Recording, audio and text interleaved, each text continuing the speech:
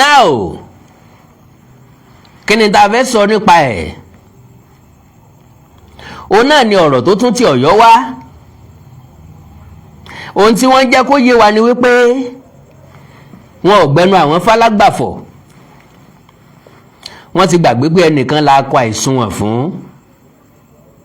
ẹ̀yin náà mọ̀ sọ wípé bọ́ bá jẹ́ pé ẹnìkan la kọ àìsùnwọ̀n fún kí ló dé táwọn ò kọ àìsùnwọ̀n fún wọn irọ́ o ẹ hàn pé gbogbo ajá kọ́ nílé gbà á kéegun ọ̀wọ́lé kájọ́ mọ́ gbó gbogbo ara ajá kọ́ ló lè gbà á lóòótọ́ lẹ́yìn àgbà sọ wípé gbogbo ajá tó bá gbóni lọ́nà ọjà kọ́ là á dá lóhùn ṣùgbọ́n bí rọ́bà ti ń pọ̀ jí mọ́ fẹ́ dòótọ́ ẹni tó wá sọ̀rọ̀ ẹ̀ òótọ́ lọ sọ lára àwọn ọmọ Ọ̀yọ́ ó sòótọ́ ọ̀hún mo wá ní èmi nìkan kọ́ ló yẹ kójú mi ó tó ẹ̀yin náà gbọ́dọ̀ gbọ́ kí ló nítọ̀ ń sọ Ọ̀yọ́ Empire Diary ló gbé jáde Ọ̀yọ́ Empire Diary ló gbé jáde lẹ́yìn tí n bá kó lọ́dọ̀ tiẹ̀ n ó tún wá padà síbì kan ẹ gbọ́ nǹkan tó sọ ó ní I'm from Ọ̀yọ́ in case you don't know Alaafin is our father Oduduwa is not from Ife ẹ̀yin dádì àti mọ́mì mi báwo lẹ yẹ fún ilẹ̀ ọmọ Ọ̀yọ́ nu ó ní Odùduwà wá láti ilé Ifẹ̀ ẹni tó bá sọ pé Odùduwà wá láti ilé Ifẹ̀ tí ó bá fẹ́ fún wa nígbó dídí sán bọ́ bá sọ bí tó Odùduwà ti wá fún wa kò sí ní tó burú ń bẹ́ẹ̀ torí wípé ẹ̀kọ́ gbogbo wa fẹ́ kọ́ ìmọ̀ la fẹ́ mọ̀ tó bá ti lè proof ẹ̀ beyond every reasonable doubt àgbà sílẹ̀ nu kí ló dé Odùduwà is not from Ife. Ife story is a fiction so tí Ife story bá jẹ́ fiction kí l'Ọ̀yọ́ story kí l'Ọ̀yọ́ story and kí ni fiction tí ń bẹ nínú ìtàn Ifẹ̀ now gbogbo ìtàn Ọ̀yọ́ ló nílẹ̀ dé Dahomey Ọ̀yọ́ ló nílẹ̀ dé Togo Ọ̀yọ́ ló nílẹ̀ dé Ghana Ọ̀yọ́ ló nílẹ̀ dé South Africa ṣé lẹ́yìn is a fiction kí ló rí níbẹ̀ kí ló jẹ́ ní níbẹ̀ ṣé ẹ ti kàtàn ìdásílẹ̀ Ghana ẹ ti rórúkọ Aláàfin Ọ̀yọ́ ń bẹ̀ ṣé ẹ ti ka ti Togo ẹ ti rórúkọ Aláàfin Ọ̀yọ́ ń bẹ̀ okay Ilé-Ifẹ̀ is not my source òye yé mi òye yẹ̀yìn ọ̀jọ̀gbọ́n pé mo ti sọ sẹ́yìn pé majority àwọn tó wà lọ́yọ̀ọ́ lónìí o Ìbàrùbá lọ́pọ̀ nínú wọn Bọ̀gú lọ́pọ̀ jù nínú wọn mo tó mú ẹ̀rí mi bọ̀ o látẹnu Mọ̀rúfù ọ̀rẹ́ mi tí ń bẹ lórílẹ̀‐èdè Amẹ́ríkà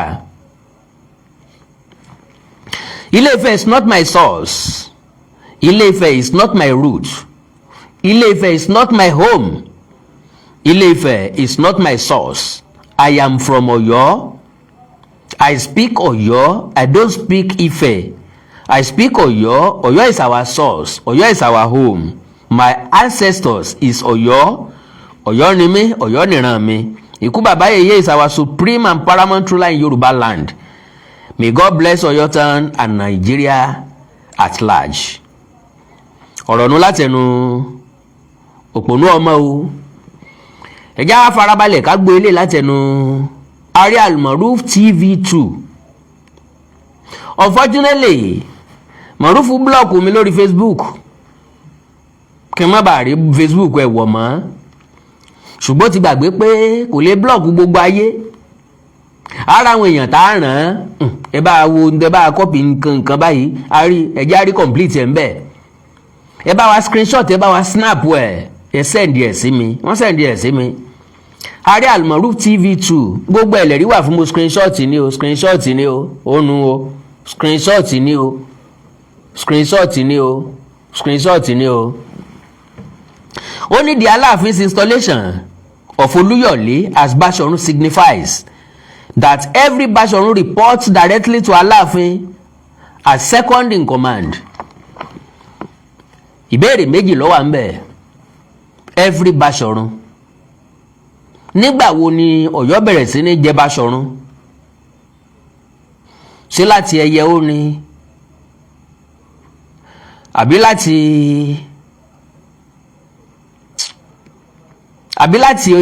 Bọ̀gú, àbí láti Bàrùbá, àbí láti Kàtúngà, àbí láti Ìgbòho, àbí látọ̀yọ́ ọ̀rọ̀?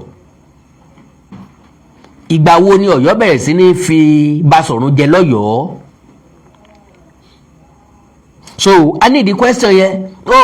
N tí mo gbé wá gangan ni ipa tí Aláàfin àná kó nínú ọ̀rọ̀ bí ọba ṣe pọ̀ ní Ìbàdàn tó ń jẹ́ kámà fún Aláàfin tí ń bẹ ń bẹ nísìnyí. Ẹ̀foríjì mi wọ́n padà bọ́ ń bẹ̀, ibẹ̀ gangan ni bone of contention. Ṣùgbọ́n eléyìí kò jẹ́ àmúrelé fún wa. So only the Alaafin installation of Oluyole as Bashorun signifies that every Bashorun reports directly to the Alaafin as second in command. Bashorun mélòó l'Alaafin fi jẹ́? Tó fi jẹ́ pé every Bashorun ló report fún Alaafin. Bashorun mélòó? Lẹ́yìn Bashorun Oluyole, Bashorun wo tó ní Alaafin tó fi jẹ́? Torí pé baálẹ̀ mọ́yẹ̀ kìí ṣe Aláàfin ló fi jẹ o. À ń bọ̀ ń bẹ̀. Wá ní as second in command. Ìbéèrè mi lélẹ̀ pé second in command mélòó l'Ọ̀yọ́ fẹ́ ní? Ọ̀yọ́ ń pe Ààrẹ Ọ̀nà Kakanfò ní second in command. Wọ́n ń pe Bashorun Ọ̀yọ́ ní second in command. Ṣé Bashorun t'Ọ̀yọ́ náà ni Bashorun ti Ìbàdàn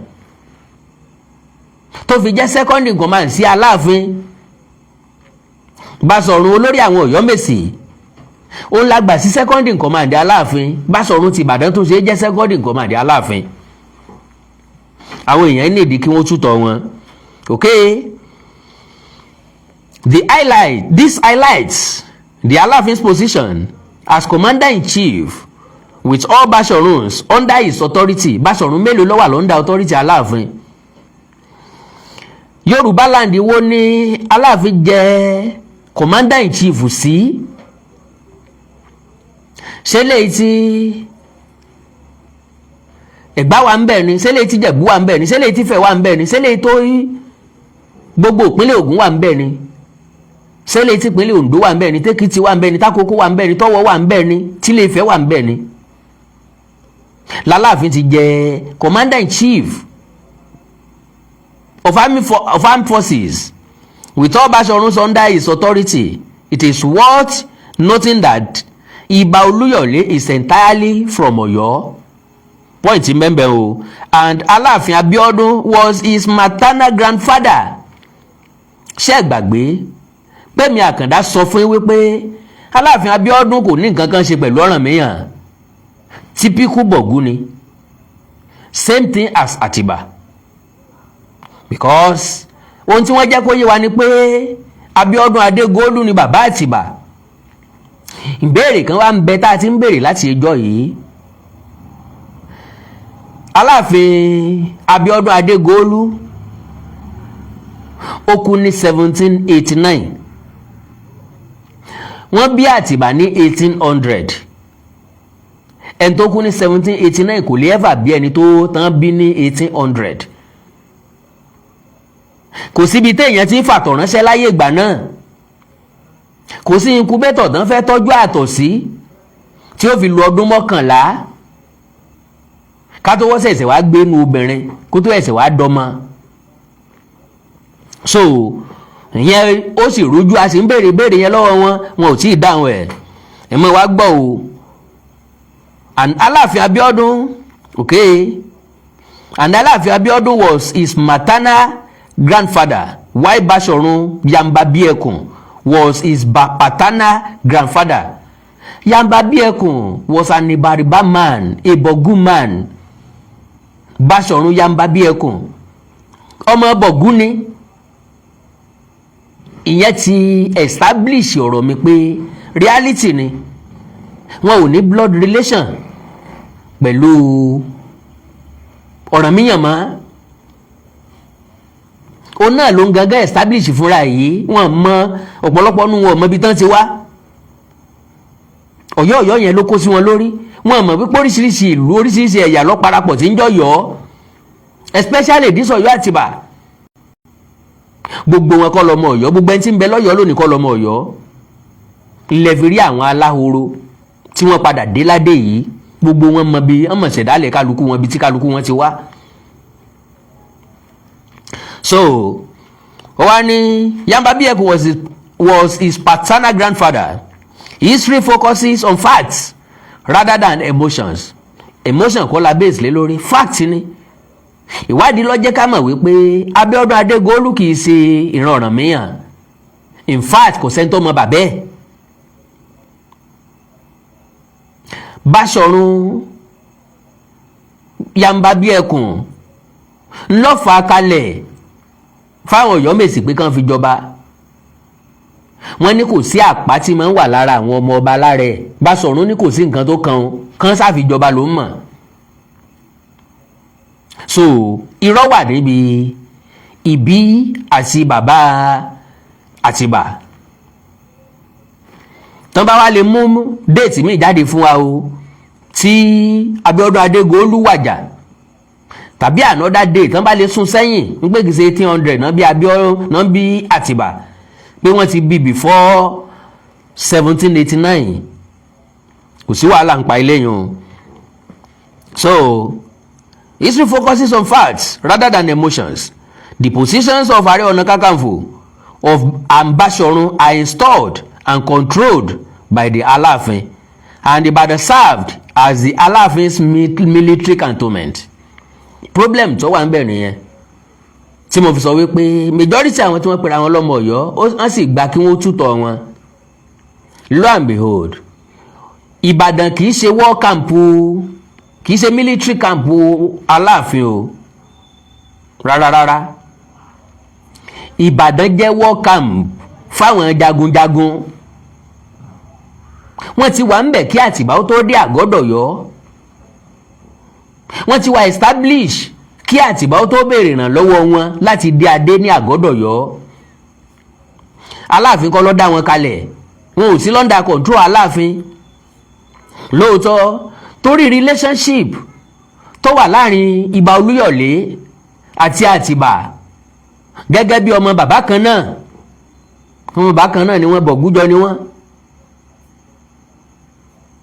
So gẹ́gẹ́ bí torí relationship tó wà láàrin wọn, wọ́n ra wọn gẹ́gẹ́ bí tẹ̀gbọ́n tàbúrò. Àbúrò lè mọ jábọ̀ fẹ́ gbọ́n. Báyìí ni nǹkan ṣe ń lọ o, báyìí la ṣe ń lọ o. Blood is always thicker than water. Ẹ̀yin náà já ti bí ìsáná kéèso oògùn. Àwọn ọmọ Yorùbá 5 àwa ń bí nìsín. Ọmọ Ìgbò kan bẹ láàrin wa, ṣùgbọ́n gbọ́ Yorùbá bíi kà sí nǹkan, kódà gan ilẹ̀ Yorùbá wọn bí sí. Ṣùgbọ́n gbédè Ìgbò, bọ́mọ Ìgbò míì bá dé sáàrin wa, tí ọmọ Ìgbò tí ń bẹ láàrin wo fi ṣàlàyé gbogbo ń tá a ti sọ tẹ́lẹ̀tẹ́lẹ̀ fún ọmọ Ìgbò tó ẹ̀sẹ̀ dé, ẹnìkankan wo ò ní mọ̀, á rò pé wọ́n ń kíra wọn lásán ni. Gẹ́gẹ́ bẹ́ẹ̀ lọ̀rọ̀ Olúyọ̀lé àtàtìbá ṣe rí ńgbà náà. Lóòótọ́ lolúyọ̀lé wà lóyà sáwọn jagunjagun ẹgbẹ́ ẹ̀, but still òní ń kó àwọn jagunjagun ẹgbẹ́ ẹ̀ dorí kọ̀yọ́, darí padà sọ́yọ́, jíṣẹ́ fọ́yọ́. Ó dàbí kọ́mi èèyàn wà nínú iṣẹ́ ológun, èèyàn máa fi yan gan gbogbo ìgbà ni. My son is a soldier. He's a navy. Yeah, my son is a navy. Màá sọ pé kó wálé, gbogbo kí ní tẹ́fẹ́ ṣe abá wa yanjú ẹ̀. Exactly bó ṣe rí ngbà náà nù. Okay, Alaafin's military cantonment láéláé kò rí bẹ́ẹ̀ rárá. Ọ̀rẹ́ mi lọ́wọ́ di ìtàn dáadáa ó ní every baálé of Ìbàdàn was installed by the Alaafin until 1970s. àwọn pípù yìí ò gbọ́tàn kankan ẹ̀yin Ìbàdàn bolẹ̀ wà wọ́n ní gbogbo baálẹ̀ tẹ́ ti ń jẹ nìbàdàn pa Aláàfin ní fi jẹ Aláàfin èwo ní fi jẹ sáwọn Aláàfin tó wà lọ́yọ̀ọ́lé náà ní fi baálẹ̀ jẹ nìbàdàn baálẹ̀ mélòó l'Aláàfin fi jẹ Aláàfin mélòó ló fi jẹ ló fi baálẹ̀ jẹ oníkàá pé Síyàn Bọ́lá Ládìgbò ló níbí Alówólódù Adéyẹmí àkọ́kọ́ níbí àbí bàbá wa Adéyẹmí ẹlẹ́ẹ̀kejì Adéníran àbí bàbá wa Adéyẹmí ẹlẹ́ẹ̀kẹta àbí Bello Gbádégẹṣin ní fi baálẹ̀ jẹ́ nìbàdàn. Okay, when Alaafin Adéyẹmí recommended that they become crown wearing obas láíláí a ti sọ eléyìí sẹ́yìn pé Aláàfin Adéyẹmí kọ́ ló recommend wọn kọ́ ló recommend Ìbàdàn àtògbómọ̀ṣọ́ pé kán dádé. In fact Aláàfin Adéyẹmí ò fẹ́ kí wọ́n jọba àti establish eléyìí pẹ̀lú ìwé tí gómìnà ìpínlẹ̀ Ọ̀yọ́ gómìnà ìwọ̀ oòrùn orílẹ̀-èdè gómìnà ìpínlẹ̀ Ọ̀yọ́ gómìnà ìpínlẹ̀ Ọ̀yọ́ ni wọ́n pé wọ́n ti dá ìpínlẹ̀ Ọ̀yọ́ lẹ̀ nígbà náà ìpínlẹ̀ Ọ̀yọ́ ni wọ́n ti yọ ìpínlẹ̀ Oǹdó àti ìpínlẹ̀ Ògùn kúrò lára Western Nigeria ńgbà yẹn so ìyẹn bàbá wa David jẹ̀ǹbẹ̀ wọ́n àti establish ẹ̀ nínú ìwé wọn wípé ó ní iye ìgbà tí Aláàfin fi kọ̀ wípé kán fi wọ́n jọba kán gbádélé wọn lórí pé ọpẹ́lọpẹ́ bàbá wa Tadéníkáwò Adésọjí Adérẹ̀mí àtọwá Òbòkun tilẹ̀ Ìjẹ̀ṣà ńgbà náà àti bàbá wa Ọ̀ràngún Ọ̀lá àwọn ló kí jẹ̀ǹbẹ̀ wọ́n láyà pé dé wọn ládé jàre kó tó dìbò dé wọn ládé.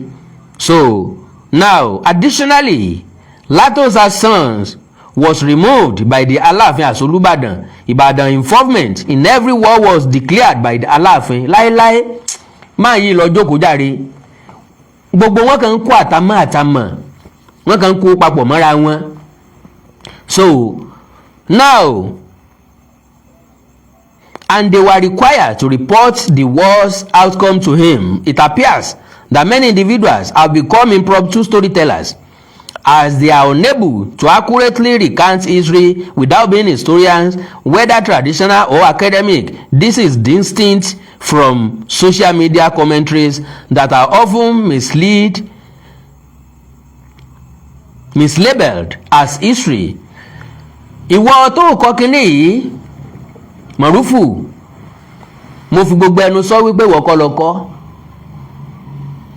mi àkàndọ́ra ogun kó challenge pé wọ́kọ́ lọ́kọ́ wọ́n bá ọkọ́ ni àwọn academia ńlọ bá ọkọ́. You are not that sound either in history or in grammar wọ́n bá ọkọ́ ni.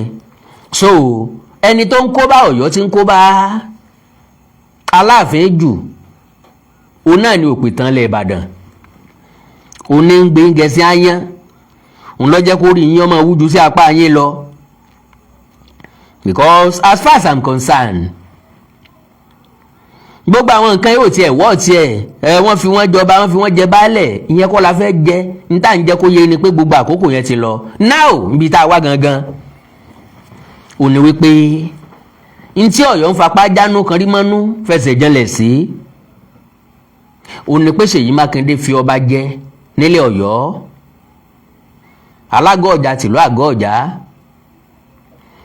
àti ọba mẹ́tàlá míì wọ́n jẹ́ 14 Aláàfin wọ́n jẹ́ 15. ọ̀pọ̀lọpọ̀ àwọn ọmọ Ọ̀yọ́ ni wọ́n fìrúngbà wọn hàn wọ́n fàbínú yọ kò yẹ kó rí bẹ́ẹ̀ wọ́n fẹ́ in fact ọ̀rẹ́ mi Àjàmbàdàn tiẹ̀ sọ ń pèsè ní Ṣèyí Mákindé fi àwọn oyè tó àwọn ọba tó fàwọn èèyàn jẹ yẹn ṣe ló fi wọ́n kẹ́ pàkúté f'Aláàfin irú pàkúté wo tọrẹ́jọ́ ò ní jẹ́ tẹni ká mọ̀mọ́ dá irú pàkúté wo ni wọ́n fi àwọn tí wọ́n dé ládé ni wọ́n fi kẹ́ f'Aláàfin ṣé wọ́n ní k'Alaafin ọmọ jáde ni wọ́n ní k'Alaafin ọmọ jà láàfin mọ́ ni wọ́n ní k'Alaafin ọmọ pàṣẹ mọ́ ni ṣé wọ́n ní kí Alaafin ó gbé pálàsì kúrò níbi tí pálàsì wà ní. so nínú ibi tá a ti ń wádìí káàkiri fi mú fílẹ̀ káàkiri láti rí wípé ńgbà tí Ìbàdàn ṣẹlẹ̀ ń jò ní láyé Olúbàdàn bàbá wa Sàlíù Adétúnjì ajé Ògúngúnnísọ̀ wà kọ́lọ̀ wọn dẹlẹ̀ fèèyàn rẹ̀ ẹ rí i pé ńgbà tí wọ́n jẹ ọba mọ́kànlá ṣe ni bàbá wa Sàlíù Adétúnjì tutọ́ òkè tán fojú gbà á bàbá làwọn ọgbà torí wípé gómìnà náà ló fi wọ́n jẹ ńgbà náà gómìnà Bíọ́lá Ajímọ̀bí kọ́lọ̀ wọn dẹlẹ̀ fèèyàn rẹ̀ bákan náà ló fi wọ́n jọba gbogbo wọn làwọn fẹ́ dádé gómìnà sì rí i pé wọ́n wọ̀ tí adé wọ́n sì dé wọn ládé bàbá wa Sàlíù láwọn ọgbà wọ́n bínú wọ́n yarí wọ́n láwọn igbádogójì rọ̀ wájà àṣé bàbá wa Aláàfin dá sí ẹ pé kí ni bàbá wa Aláàfin wí mò ń fa abọ́ ẹ̀ lógún ààbò ejò kì í gbénu sà and that is what I called law of karma n táwọn ṣe ń gbà náà ogún ti jẹ lọ ọgbọ̀n ni wàá jẹ bọ̀ nísìnyí àti máa ń sọ pé ẹni tí ó bá ṣe nǹkan ẹni tó bá fẹ́ pàkúrọ̀ lójúgun kọ́ rántí ọmọ ẹ̀ ẹni tí ó bá hùwà kan kọ́ máa ṣe é lẹ̀ tí àwọn ọmọ ò fi ké èso ẹ̀ ìwà rẹ̀ ni ó sọ bí ọlọ́ o èésù ìwà rẹ̀ ni ó sọ bí ọlọ́ ẹ má jẹ́ ń gbà àkókò yín Ọ̀yọ́ karma at work. I quote, today's gesture therefore bring to fore the struggle for the recognition and honor for the traditional institution, and we are grateful for this.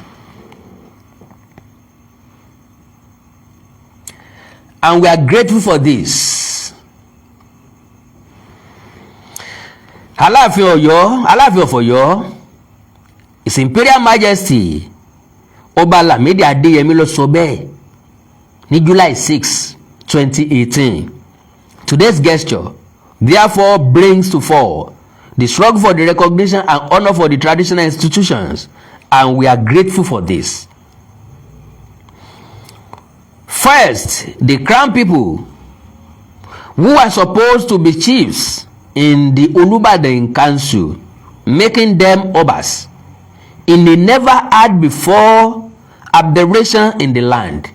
Kò sẹ́yìn tó gbọ́ pé lẹ́yìn Olúbàdàn wọ́n fọba mi jẹ́ ń bàdàn rí. Ọdún 2018 lóru jáde bí ìfín.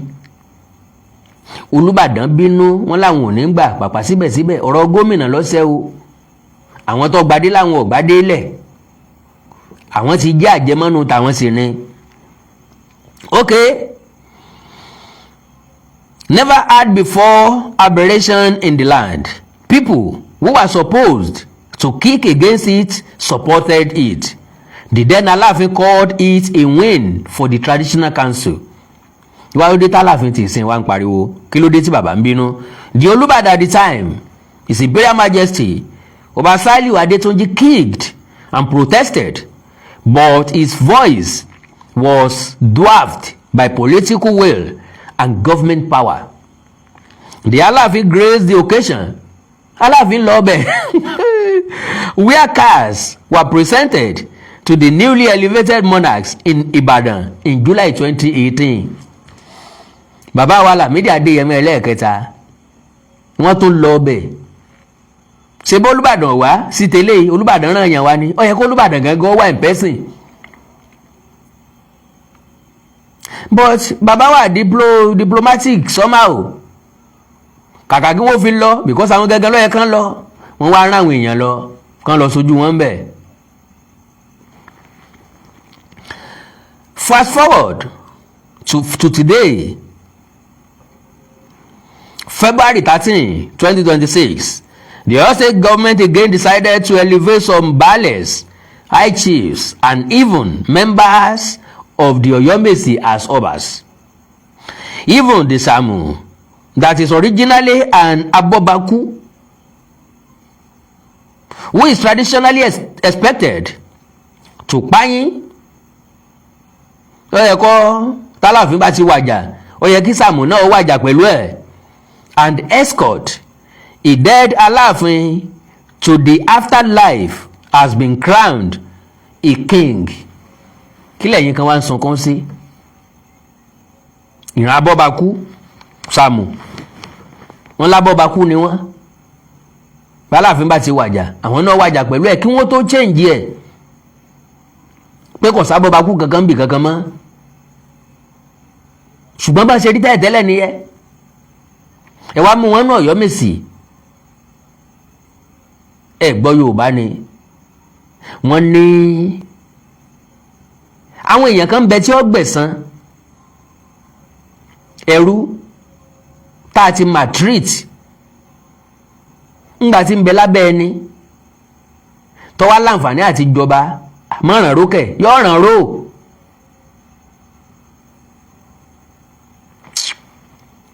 Ìyàwó tá a ti maltreat ńgbà tó wó ń bẹ lọ́wọ́ ẹni tá a fẹ́ ìyàwó mi lé ìyàwó bíi mẹ́ta lé torí pé owó wà àwa ń ṣe fàájì káàkiri àwa pa òun tì. Ìgbà wa yí padà, àìsàn wa dé, ìyàwó kìíní tá a fẹ́ ọ lọ, ìkejì tá a fẹ́ ọ lọ, ìkẹta tá a fẹ́ ọ lọ, ó kù the same one tá a ti kọ́kọ́ fẹ́ tẹ́lẹ̀tẹ́lẹ̀ tí ò tì tí ò tẹ̀tì. Wọ́n expect pé yóò treat ẹ dáadáa. Òun náà mọ̀ọ́mọ̀ lọ ni ó dúró láti ṣẹ̀san fún ọ ẹ̀kúnrẹ́rẹ́ àti àwọ̀sílẹ̀. Ó fẹ́ jẹ́ kó kéré iṣẹ́ rẹ dáadáa. Bọ́ bá kù wọ nìkan pẹ̀lú ẹ̀ nínú ilé yóò fi gbá gún ọ lẹ́nu. Bọ́ bá yẹ kó fún ọ lóúnjẹ lásìkò kò ní fún ọ. Bọ́ bá complain yóò sọ pé àwọn ìyàwó ẹ̀ tó lọ pé wọ́n wá lọ́gbọ̀n wọn padà o. Èmi kọ́ mọ bọ́ ọ fẹ́ wọn, èmi kọ́ mọ bọ́ ọ lé wọn. Ìṣèbọn ti jadùn náà fẹ́ jẹ. Ọkàn ní ìsìn wọn fẹsẹ̀ fẹ́. Wàá rò pé o lè mọ lẹ́nu bébébé sẹ́mi nínú ilé ìrọ̀ o. Kẹlẹ́gbẹ́ ọmọ ẹgbẹ́ kí kálukú ọmọ wọn bá rẹ̀ ni o. So gẹ́gẹ́ bẹ́ẹ̀ ni gbogbo àwọn tó dádé yìí ara ti ń kan wọ́n tẹ́lẹ̀tẹ́lẹ̀ wọ́n mú mọ́ra ni. Inú ti ń bí wọn tẹ́lẹ̀tẹ́lẹ̀ wọ́n mú mọ́ra wọ́n pa mọ́ra ni. Wọ́n sàmọ̀ wípé sùúrù tó lọ́jọ́ kò ṣòro ó mú. Kì í ṣe gbọ́dọ̀ mọ́ wọn kò tẹ́ wọn lọ́rùn. Wọ́n gba kádàrá tipátipá ni. Avenue wá sílẹ̀ àyè wá yọ wọ́n dẹ̀ utilize it to the fullest.